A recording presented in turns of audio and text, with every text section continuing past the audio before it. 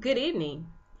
As my degree program for my master's in psychology nears an end, I would like to share with you what I have gained in my understanding of human suffering and abnormal behavior and how it has affected me. Ever since my initial introduction to abnormal psychology as an undergraduate student at East Carolina University, I've had an appreciation for the subject area. It is a widely misunderstood part of the health system, and that misunderstanding leads to misdiagnosis, which in turn leads to many people not acquiring the proper treatment and care that they need. The medical model suggests that abnormal behavior should be thought of as a disease. Abnormal behavior, also referred to as mental illness, psychological disease, and psychopathology. Criteria for the diagnosis of abnormal behavior include number one, deviance, which is basically the individual's behavior deviates from societal stipulations or what society views as normal or acceptable. Two, maladaptive behavior, which refers to everyday behavior being altered or impaired, and personal distress as number three. Their major categories of psychological disorders include anxiety disorders, schizophrenic disorders, identity disorders. Just to be clear, dissociative identity disorder and schizophrenic disorder are two different disorders, but they can be commonly confused as one thing. Dissociative identity disorder includes the presence of two or more personalities within one person, whereas schizophrenic disorder is a class of disorders characterized by disturbances in thought that create a disruption in social, emotional, and perceptual processes. They're two different disorders. In my work with abnormal behavior during my graduate studies, I found a deeper understanding for the impact of proper diagnosis of psychological disorders and the effects it has on society. My actual thesis project for my master's program analyzed the diagnosis of psychological disorders, specifically bipolar disorder, and the treatment options available for those suffering with that disorder. Having family members that suffer from bipolar disorder and post-traumatic stress disorder, my mind was already open to the fact that these are real life issues, but going more in depth during my coursework gave me the opportunity to use applied analysis and develop a more meaningful understanding of what these individuals actually go through.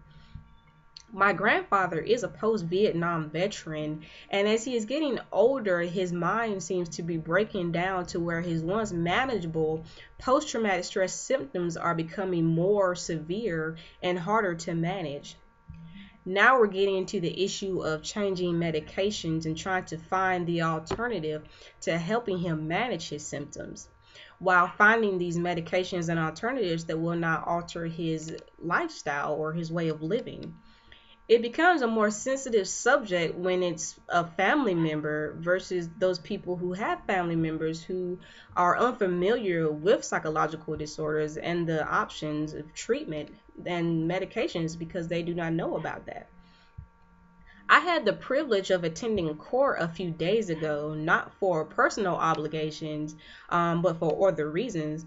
A case was being reviewed that involved a woman who was an admitted avid drug user and habitual felon. During the other cases, I noticed her communicating with herself and with those walking past her, even though they were not in conversation with her. As she was on the stand, she was pleading her case that involved assault and threatening an officer. Others in the courtroom were laughing at her, as well as the arresting officers was on to the side, laughing and smirking, well, smiling and smirking, as she stated her case. Her claims involved sexual advances by the arresting officer and use of unprofessional language as she was being detained. She was ultimately sentenced to more jail time. My opinion of that matter was that this woman exhibited characteristics of an individual with a potential psychological disorder or substance use disorder. The idea that continuing to sentence her to jail will make a difference in her behavior is highly unlikely. Of course, I don't know the extent to her past record or her history with the health system as far as her treatment has gone. But the fact of putting her in jail without offering her treatment will not change her behavior.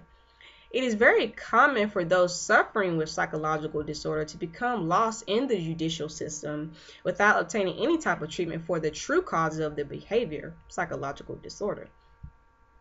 As a result of the knowledge I have gained, I view things differently than those who lack that knowledge. As a society, we must take more responsibility in treating those suffering from personality disorders, schizophrenic disorder, or depression.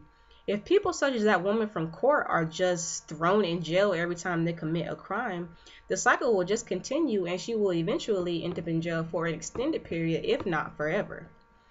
It is understandable that we must pay our debt to society in committing crimes, but if our actions are the result of mental health, then in treating our disorders, we will improve the arrest rate and jail population. Of course, in many situations, that help can only be acquired if the individual is seeking it, but it also makes me wonder how often it is actually offered. More knowledge needs to be provided to the community on mental health so that the understanding is created and treatment can be offered to those who desire it. Knowledge of mental illnesses will take you from being that person in the courtroom laughing at the woman on the stand to that person offering help to the individual suffering from mental illness.